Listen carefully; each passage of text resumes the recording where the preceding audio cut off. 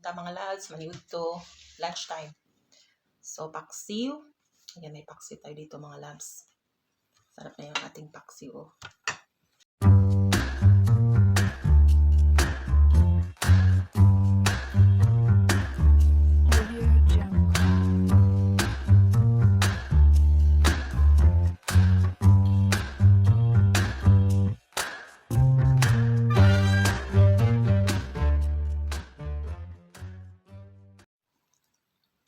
Paksiw na sardines. Ayan. At meron tayo eggplant dito mga labs. Ayan. Kain tayo. Ayan, sarap. So, kain.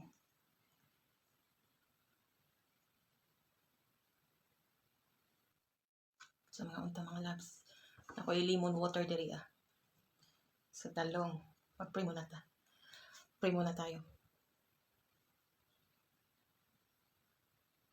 Thank you, Lord.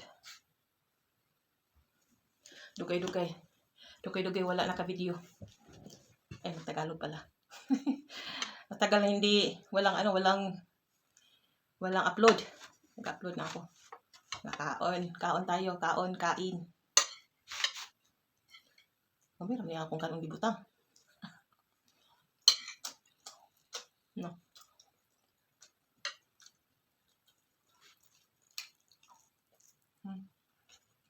Kami kan talong.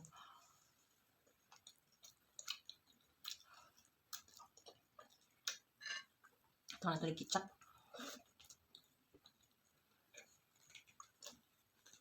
Okay.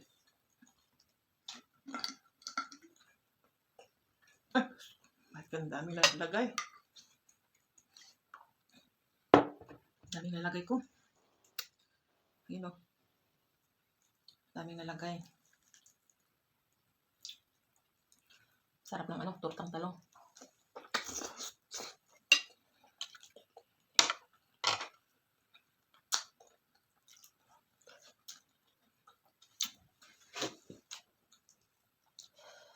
Ay, nadamihan kong ketchup.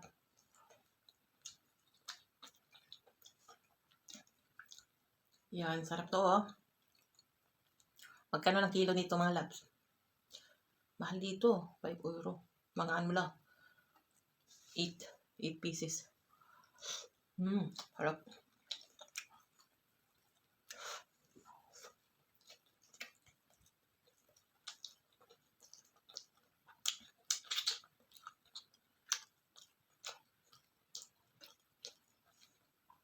Sarap talaga yung paksi, no? Bakit maliit yung rice na nalagay ko?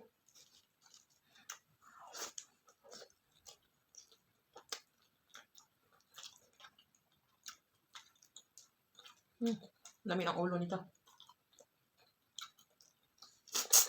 Dami na.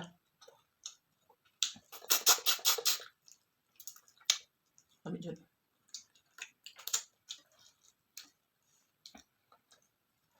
Maliit lang yung rice kasi nag-diet ako ba. Pero lunch ngayon, walang diet. Sa ano lang, hindi ako mag-rice sa gabi.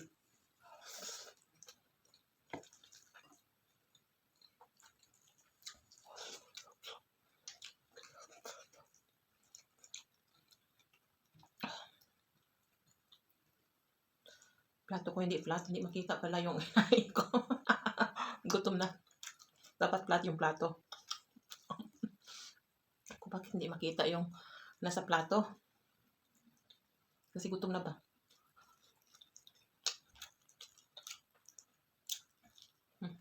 Gusto ko ng rice.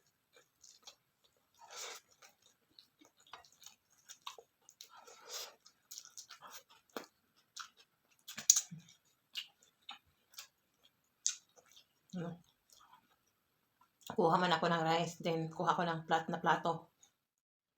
Ayan mga labs. Kumuha na ako ng ketchup.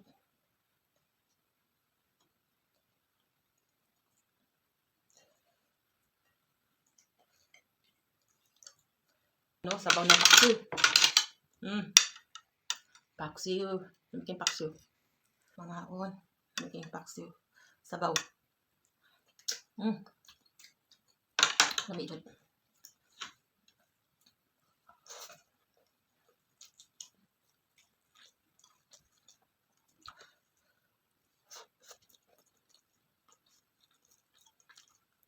Talong.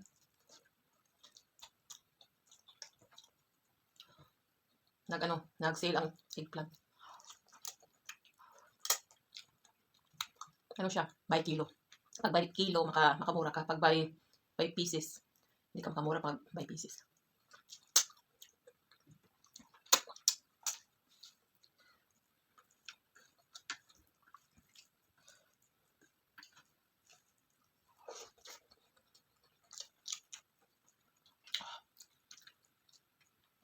Ngayon, ano na dito, spring. So, tapos na ang winter. Pero malamig pa rin pa, spring. So, after spring, summer.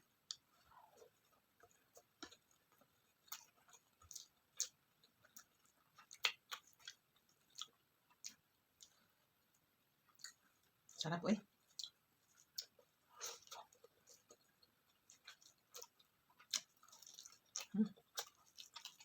Sarap.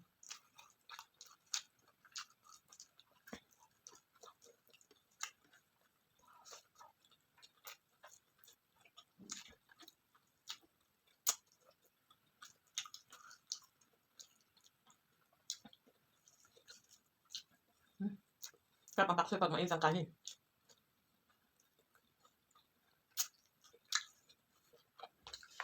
Dinagin din ako ng cranberry. Ayan. Sarap to. Ayan, cranberry. Yung lemon water ko, mag-mix ako ng cranberry juice. Gusto ko yung ano ba yun? Yung isang. Ayan, magkano ng cranberry dyan. Ayan, sarap. Yung barley, green barley. Wala dito.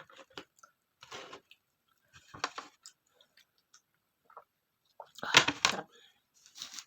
Sarap nito.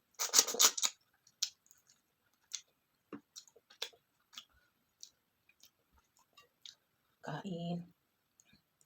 Sarap po. Oh my God. Sarap ng isda talaga. Pag isda, sarap.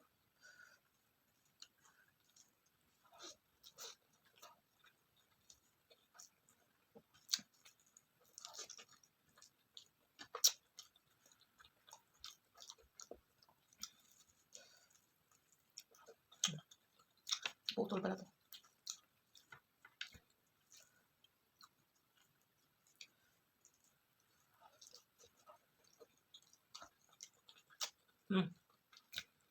Kumusta na ang Pinas?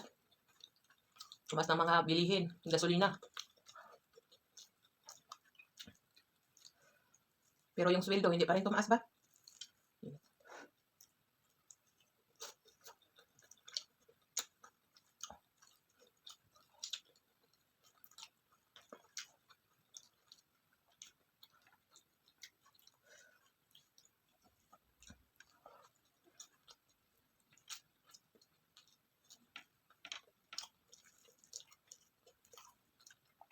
Dito, tumaas din ang mga bilihin. Pero lahat ng mga tao dito, marunong din silang magtipid.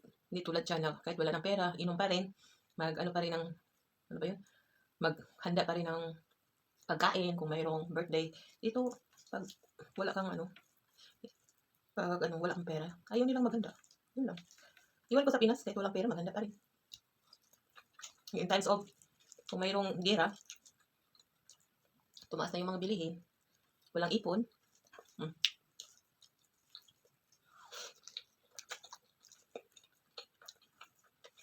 mga tao dito, kahit may pera sila, ayaw nila magwaldas ba?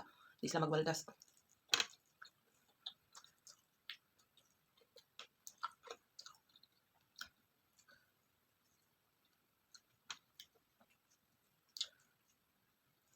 Paksiw at tortang eggplant. Kain.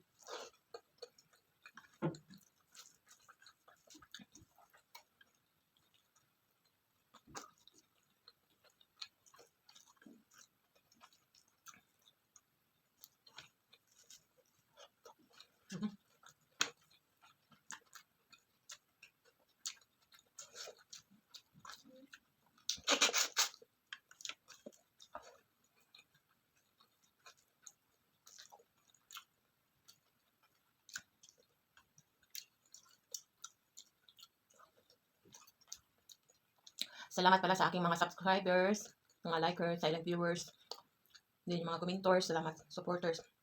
Thank you so much na hindi ko nyo iwanan. At then, patuloy lang sa sa pagbakas. Dahil magbakas naman ako lagi sa inyo. Magtulungan lang tayo mga lads ha. Nabisi lang talaga ako. Pero, lagi pa rin akong nanood sa inyo eh. Kahit wala na akong upload, no?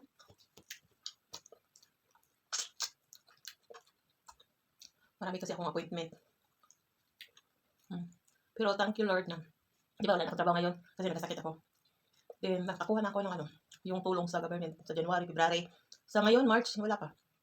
Di ko, baka bukas.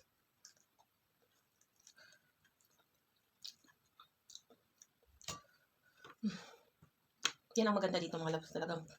Pag dito, yung government talaga yun sumusuporta talaga. Sa ganyan din sa Pinas. Iwan ko lang. Pag Pinas talaga ma-stress ako. Kasi lagi na lang mga mga hindi magandang balita.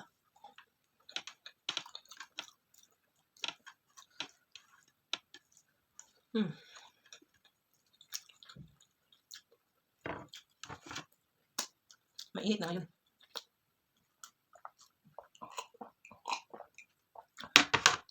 So makaalam na po ako mga loves. Salamat po sa lahat. Sa hindi pa nag-subscribe dyan, don't forget to subscribe this channel, like, comments, and share to your friends and family. So, magluluto pa rin ako at magmukbang. Salamat sa panood. Salamat.